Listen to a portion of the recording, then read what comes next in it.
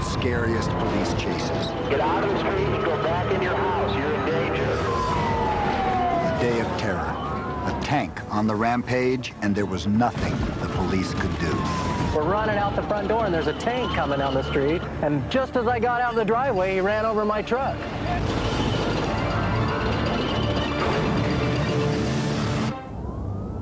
San Diego, California, pursuit of a stolen military vehicle.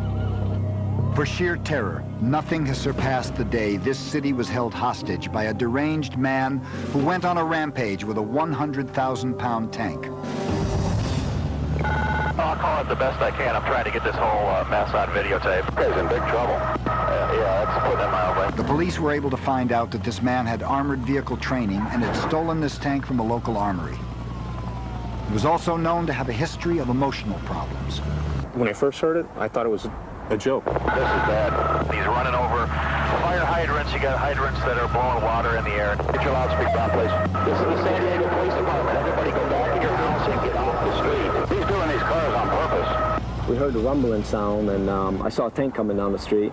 Thought it was a drill or something. Cars that are following him, and I have no idea why. Oh, my God. Holy. Yeah, he's rolling over just about anything he wants to. I was in the locker room at the end of my shift, and I heard the call come out on the radio, so I went back and got my patrol car and headed to the area. This is the San Diego Police Department. Get out of the street and go back in your house. You're in danger. See if we have any SWAT equipment that can help us out with this thing. He was coming, we just heard a crunching noise, crunch, crunch, crunch. It was during that time of day where people are getting off work or out of school. He's coming up towards the school. Okay, 10-4. It was a lot of people here. A lot of them were just in shock. I didn't think they were ever going to stop him unless he ran out of gas. Somebody get a hold of the armory and find out if this thing is loaded. The gun, he was, it was circling while he was driving, so we thought maybe he was taking aim at something, to fire it.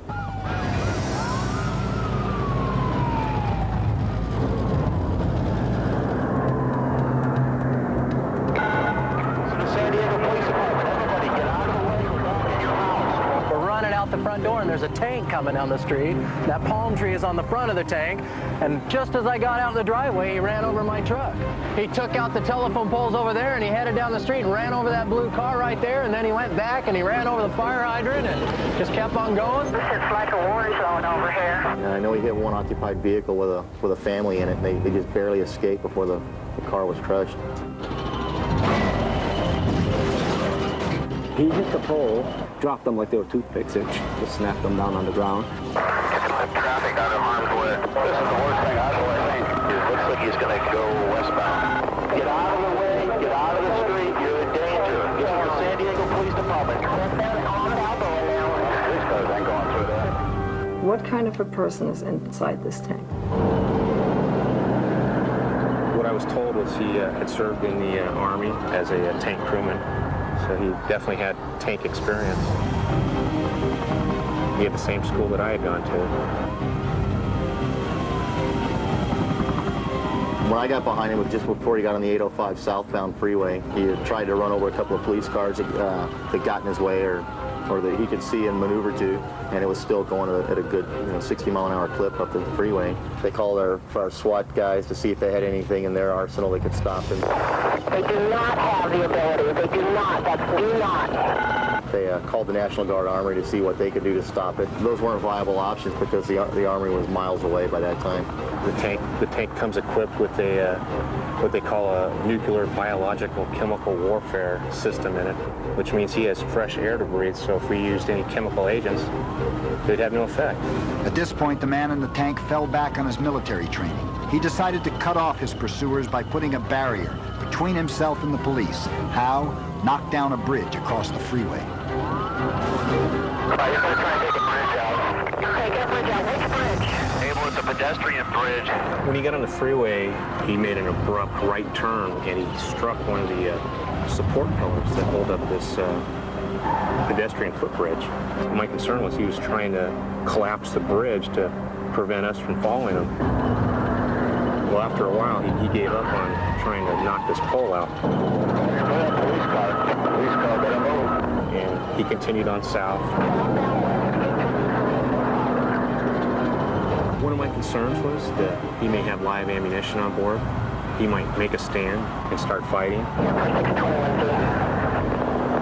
At this point, it looked like he's trying to maneuver the tank into the oncoming traffic, and if he had done that, we would have had a major chain reaction accident. Oh my God. Able.